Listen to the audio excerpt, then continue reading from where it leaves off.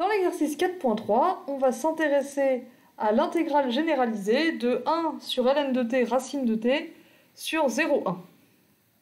Donc on va commencer par remarquer que la fonction 1 sur ln de t racine de t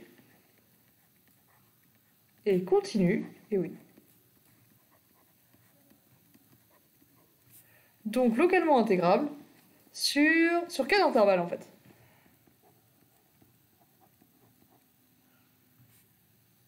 En 0, on a un problème à cause du racine de t, mais en 1, ln de 1, ça fait 0, donc en fait, elle n'est pas définie en 1 non plus. Et donc c'est pour ça qu'il y a de la nouveauté par rapport à ce qu'on a vu dans l'exercice 4.2 petit 2. On avait déjà étudié cette fonction, mais on l'avait étudiée entre 0 et 1 sur e, ou entre 0 et 3/4, on s'était arrêté avant 1, tout simplement parce que en 1, à nouveau, elle n'est pas définie. Du coup, quand est-ce que, si je l'appelle i, cette intégrale, i converge, si et seulement si, l'intégrale de 0 à, écoutez, pourquoi pas, 1 sur e, bon, l'intégrale entre 0 et 1,5 de 1 sur racine de t ln de t dt converge, et l'autre bout converge aussi. Donc vous vous rappelez, si jamais on a un problème à chacune des deux bornes, il faut découper l'intervalle, et il faut que chacun des deux morceaux converge séparément. Donc là, pour que i converge, il faut à la fois que i1 converge et que i2 converge. Et donc on a déjà vu, à l'exercice 4.2, exemple 2b, que I1, ça va, ça converge.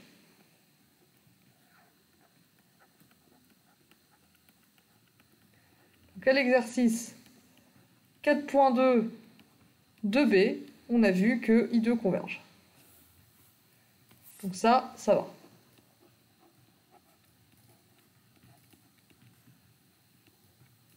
Celle qui nous reste à traiter, pardon, c'est I1 qu'on a vu, pas I2.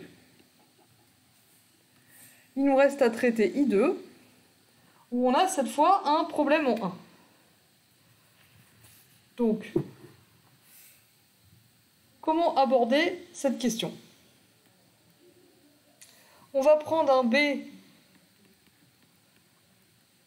entre 1,5 et 1, et on sait, puisque la fonction 1 sur racine de t ln de t est localement intégrable sur 1,5, 1, on sait que cette intégrale-là est bien définie.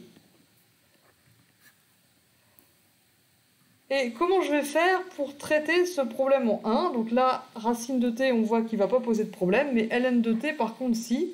Et je ne sais pas trop comment m'en débarrasser. Donc je vais me ramener à quelque chose que je sais faire, les problèmes en 0. Pour me ramener à un problème en 0, je vais faire le changement de variable u égale 1 moins t, de façon à ce que quand t tend vers 1, u tend vers 0 par valeur positive.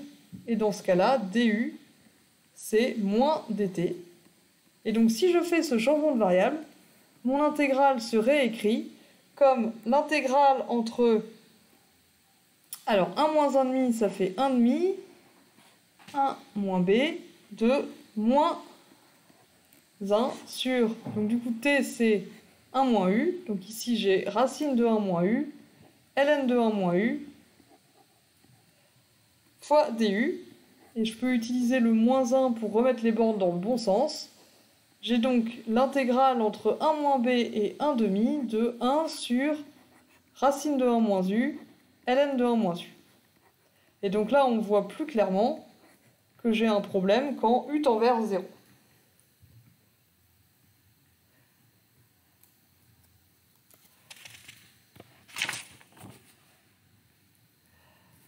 Pourquoi est-ce que ça m'a aidé ce changement de variable? Parce que je connais un développement limité de ln de 1 moins u, justement, quand ln tend vers 0. ln de 1 moins u, c'est égal à moins u plus un petit o de u.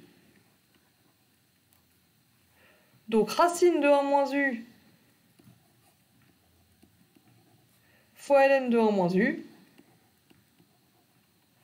C'est quelque chose de la forme moins racine de 1 moins u fois u, plus racine de 1 moins u fois un petit o de u.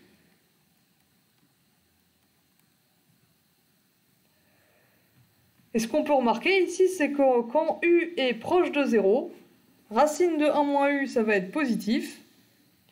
Quand u est proche de 0 par valeur supérieure,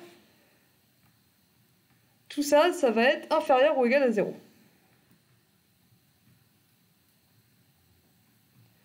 Du coup, si je prends la valeur absolue de ce truc-là,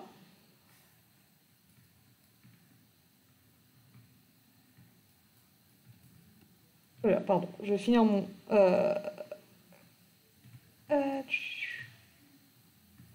Qu'est-ce que j'essaye de dire?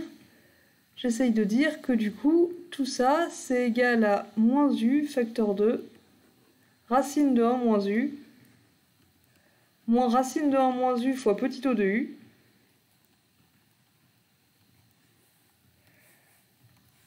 et lui, il tend vers 1, quand u tend vers 0+. Du coup, ma fonction, elle va s'écrire comme moins u fois un truc qui tend vers 1.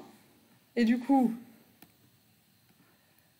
la fonction qui m'intéresse vraiment, 1 sur racine de 1 moins u, ln de 1 moins u, elle va être de la forme moins 1 sur u, racine de 1 moins u, moins racine de 1 moins u, petit o de u.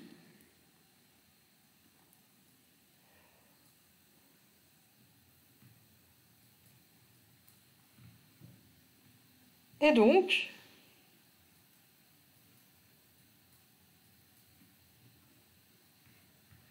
quand u tend vers 0, on voit que je l'ai écrite sous la forme de moins 1 sur u fois un truc qui tend vers 1. Donc celle-là, quand u tend vers 0, elle est équivalente à moins 1 sur u. Du coup, moins 1 sur racine de 1 moins u, ln de 1 moins u, c'est une fonction positive pour u suffisamment proche de 0.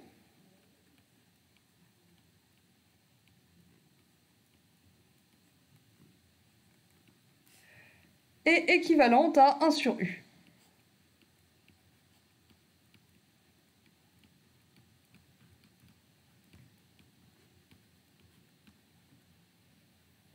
Or, je sais que l'intégrale de 1 demi de 0 à 1 demi de 1 sur u du, ça diverge.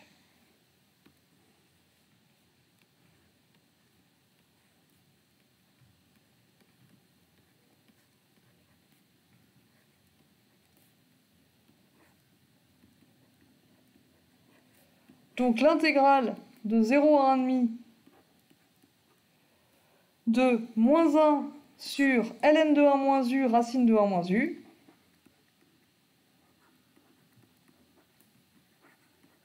ça diverge aussi. Et du coup, I2, qui est moins cet intervalle, cette intégrale, bah, ça va aussi diverger.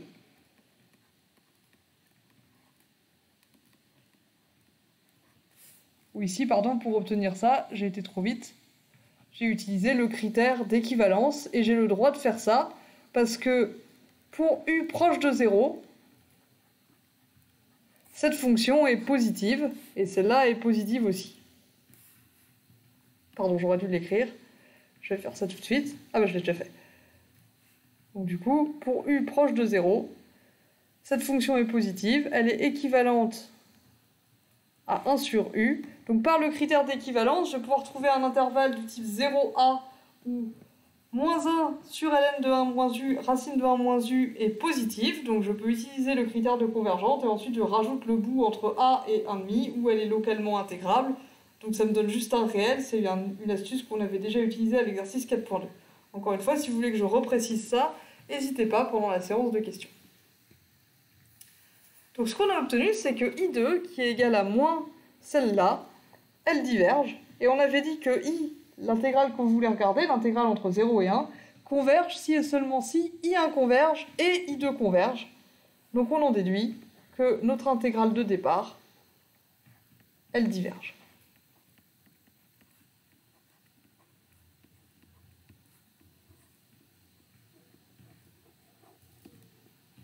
Donc ici, il s'agissait d'étudier le cas où, même si c'est peut-être un peu caché, on a un problème à chacune des deux bornes. Donc dans ce cas-là, encore une fois, on traite ce problème en séparant notre intervalle en deux et en traitant séparément chacun des deux problèmes.